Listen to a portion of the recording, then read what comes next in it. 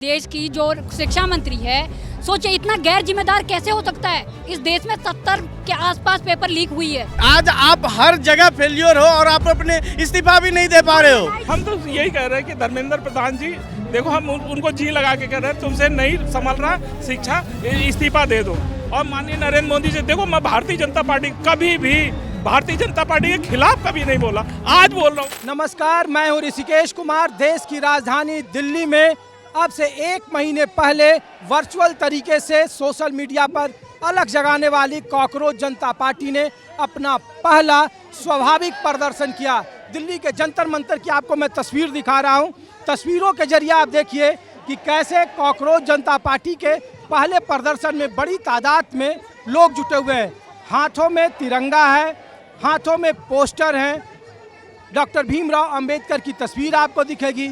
युवा हैं, महिला हैं, बुजुर्ग हैं, इसमें काम करने वाले कई तरह के लोग हैं जो सरकार में नौकरी करते हैं, जो प्राइवेट सेक्टर में नौकरी करते हैं। और कहा जा रहा है कि इस आंदोलन के मूल में शिक्षा और परीक्षा में बदलाव की भावना है। तो दूसरी तरफ हाल के दिनों में जो नीट मामले में पेपर लीक हुआ, केंद्रीय शिक्षा मंत्री धर्मेंद्र प्रधान की बर्खास्तगी का मामला हो या फिर आने वाले वक्त में भ्रष्टाचार, बेरोजगारी जैसे महत्वपूर्ण मुद्दे पर दिल्ली के जंतर मंतर पर कई सारे ऐलानों का दौर जारी रहा। आने वाले वक्त में कॉकरोच जनता पार्टी ने इस बात का आपस में सहमति बनाई है कि वो देश के अलग अलग जगहों पे इस तरीके के आंदोलनों को आगे बढ़ाएगी जब तक देश के शिक्षा मंत्री धर्मेंद्र प्रधान अपना इस्तीफा नहीं दे देते हैं।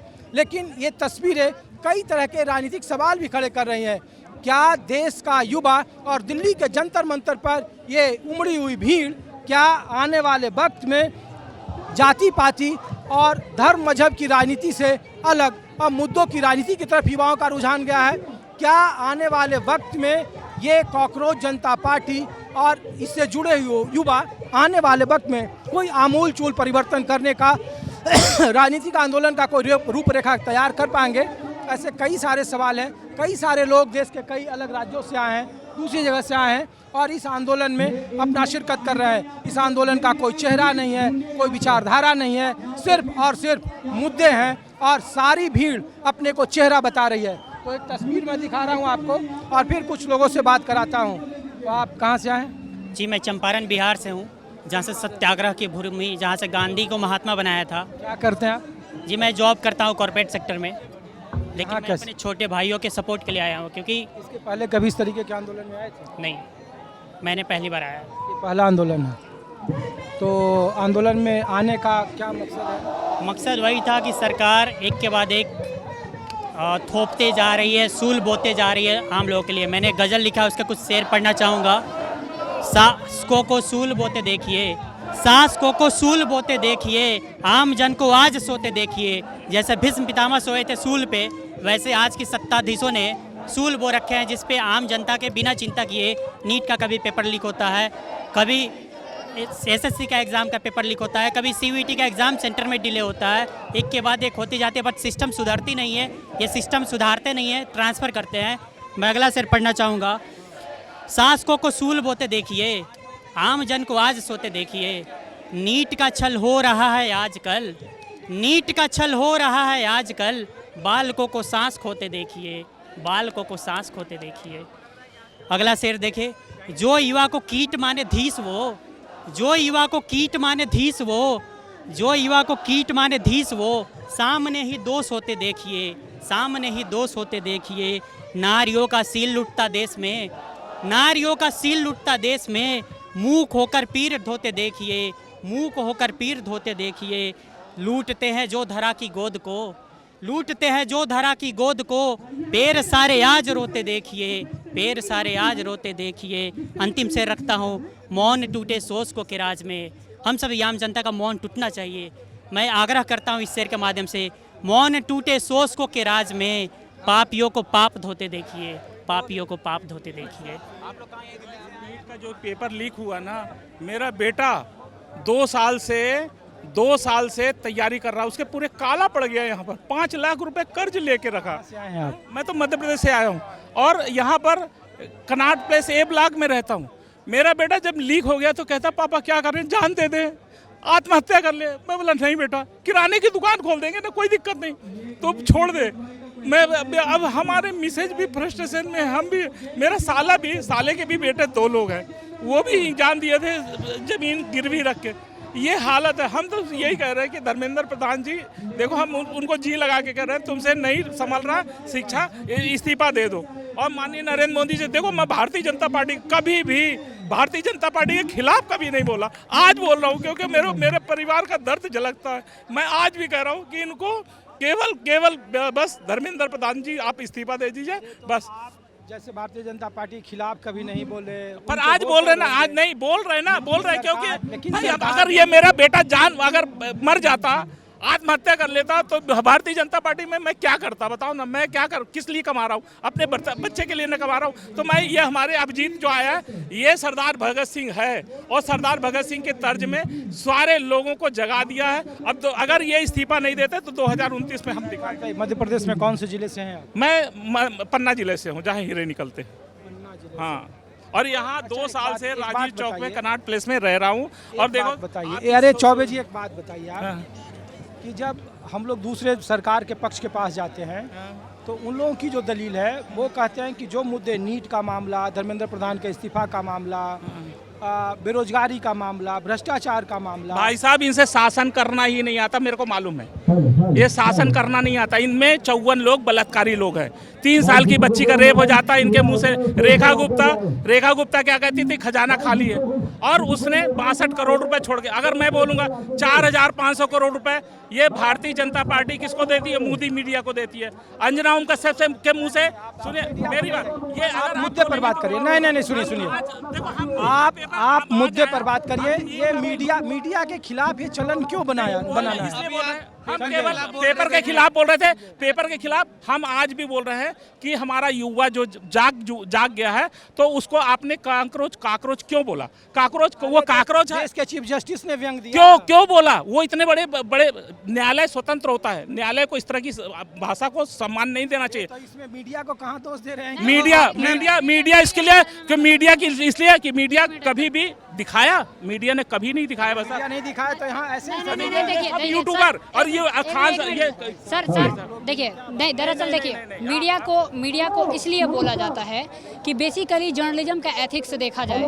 क्या देखिए, मैं ये नहीं कह रहा हूँ कि आप लोग नहीं दिखा रहे, अगर नहीं दिखा रहे होते तो आप माइक लेकर के मेरे सामने खड़े नहीं होते। हाँ, एथिक्स का नहीं है। हाँ, सवाल है कि सरकार को इस देश की शिक्षा, स्वास्थ्य, ये सब समवर्ती सूची में है ना, राज्य और केंद्र का जिम्मा, अगर आप थोड़ा बहुत जानते हैं। लेकिन ज्यादातर जो स्टेट है कम से कम बीजेपी शासित। हम ये नहीं कह रहे कि सिर्फ एक भारतीय जनता पार्टी से ही ये पूछा जाए, ये कर्नाटका में भी पूछा जाए। आज देखिए पंजाब की हालत, आज नंबर 1 शिक्षा पे स्कूल को लेकर के आ गए। कैसे आ गए? क्योंकि वो सरकार काम कर रही है एजुकेशन पे। अगर ये देश की जो शिक्षा मंत्री है, सोचिए इतना गैर जिम्मेदार कैसे हो सकता है? इस देश में 70 के आसपास पेपर लीक हुई है और इतने बच्चे सुसाइड करके मर रहे हैं। ये सिस्टमेटिकल मर्डर है। और क्या कह सकते हैं आप? इतने बेशरम कैसे हो सकता है? सरकार को क्या करना चाहिए? सरकार को क्या करना चाहिए? अगर हम लोगों को बताना पड़े तो फिर वो इस्तीफा दे दे, उसकी सरकार चलाने की जरूरत ही नहीं है, हम युवा ही चलाएंगे। फिर आप अगर सरकार हो, इतनी बड़ी एडमिनिस्ट्रेशन है आपके पास, इतने बड़े एजुकेशन जो IAS IPS IFS ऑफिसर है आपके पास, पूरी एक सिस्टम है। मुझे प्राइम मिनिस्टर बना दो, दिखाता हूँ देश कैसे चलता है। हाँ, आपके पास इतना सिस्टम, इतना बड़ा सिस्टम होने के बावजूद आप इतने असफल है, और आपको खुद शर्म आनी चाहिए। आज इतना युवा यहाँ पे पसीने से टपक रहे हैं और यहाँ पे खड़े हैं। हम लोगों को क्या शौक है यहाँ पे खड़े होने की? इसलिए खड़े हैं कि तुम फेलियर हो, तुम्हें देश चलाना नहीं आता। और जब हम लोग कई बार स्टूडेंट प्रोटेस्ट में गए, जैसे UGC का नया नियम आया, तो इसी स्टूडेंट के अलग अलग कुनबों में कोई जनरल क्लास हो गया, कोई OBC में हो गया, कोई नॉन जनरल हो गया। नंबर 2, यही यूथ पर जब बात आती है तो वो आता है कि ये देखो जी, ये जाति पाति का मामला हो गया। एक्चुअली मैं बताता हूँ, सुनिए, मैं समझ गया आपकी क्वेश्चन, समझ गया मैं। नहीं, मैं समझ, ये यहाँ के जो लोग जुटे हैं, तो क्या अब ये माना जाए कि नहीं ये जो एकदम यूनाइट है, एकदम यूनाइट। देखिए, सबसे पहली बात तो ये सरकार जो है ना, हमारे देश में जब अंग्रेज आया था तो उन्होंने क्या किया था? वो डिवाइड एंड रूल का गेम खेल रहे हैं। यहाँ पे देखिए स्टूडेंट क्या है, हर कास्ट हर स्टेट से आया हुआ है ना। लेकिन क्या किया इन्होंने? एक सेकंड सर, एक सेकंड मुझे complete, let me complete, let me complete, उसके बाद बोलिए। नीट का बच्चा आपके घर से भी है, हमारे बच्चे हमारे घर से भी है, एक टैक्स पेयर का भी बच्चा पढ़ रहा है नीट के लिए। क्योंकि कि देश में अगर हम सक्षम नहीं है 12,000 या 12 लाख या 1 करोड़ रुपया देने में, तो हमारा बच्चा एक नीट के थ्रू एक उम्मीद लेके आती है कि हम उस कॉलेज में एडमिशन लेंगे। नौकरी देनी है तो आप सिस्टम क्यों बनाए? फिर लगा दो, ये एग्जाम लेने की जरूरत ही नहीं है। बोल दो 12 लाख रुपए पे तुम टीचर बन जाओ, 20 लाख पे तुम डॉक्टर बन जाओ, 50 लाख पे तू डॉक्टर बन जाओ, इंजीनियर बन जाओ। ये क्या चल रहा है? देश चला रहे हो कि क्या चल रहे हो? ये लोकतांत्रिक देश है। अगर लोकतंत्र में अगर इस तरह की मनहूसियत काम हो तो सोचिए सरकार क्या करिए। और आपकी क्वेश्चन का जवाब मैं देता हूँ। देखिए, डिवाइड एंड रूल वाला जो गेम है ना, यही छात्र है। ये जो अगर समझ जाए इस देश की, इस सरकार की रणनीति, जो डिवाइड एंड रूल का जो गेम खेल करके अलग अलग को जो अलग अलग हिस्सा में बटे हुए स्टूडेंट को जो आज मार रहे हैं, एक तरीके से हत्या कर रहे हैं, वो एकजुट होकर के आवाज़ उठाए। हम कुछ नहीं कह रहे कि सरकार किसी की भी हो, डजंट मैटर, चाहे बीजेपी हो, कांग्रेस हो, आम आदमी पार्टी हो, अकाउंटेबिलिटी होनी चाहिए। दैट्स इट, ट्रांसपेरेंसी होनी चाहिए। अगर आप अकाउंटेबल नहीं है, ट्रांसपेरेंसी नहीं कर सकते हैं, तो आप क्यों सरकार में रहने की कोई हैसियत नहीं है। बिल्कुल नहीं रहना चाहिए, इसी वक्त इस्तीफा दे देना चाहिए। लेकिन ये बेशरम है, मुझे पता है ये नहीं मानेंगे। तो कब इस्तीफा पर तो कोई बात ही नहीं हो रही है? क्यों नहीं? शिक्षा मंत्री के इस्तीफा पे बात नहीं हो रही है? इतने देर से आप प्रोटेस्ट कवर किए हैं। हम लोग वही तो बोल रहे हैं। आप कर रहे हो, मैं बात कर रहा हूँ। आपको इस्तीफा नहीं दिलवाना है ना? बोल रहे हैं हम लोग, चिल्ला चिल्ला के बोल रहे हैं। स्लोगन तो हम लोग दिए ना, इस्तीफा की मांग होनी है। क्योंकि यू आर अ फेलियर।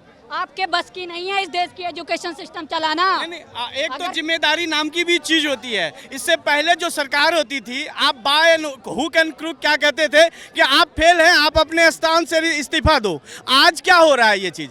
आज आप हर जगह फेलियर हो और आप अपने इस्तीफा भी नहीं दे पा रहे हो। तो फिर किस बात का आप सरकार चला रहे हो? अच्छा, एक बात बताइए, आप लोग इसके पहले इस तरीके के प्रोटेस्ट में आए थे आप? बिल्कुल, निश्चित तौर पे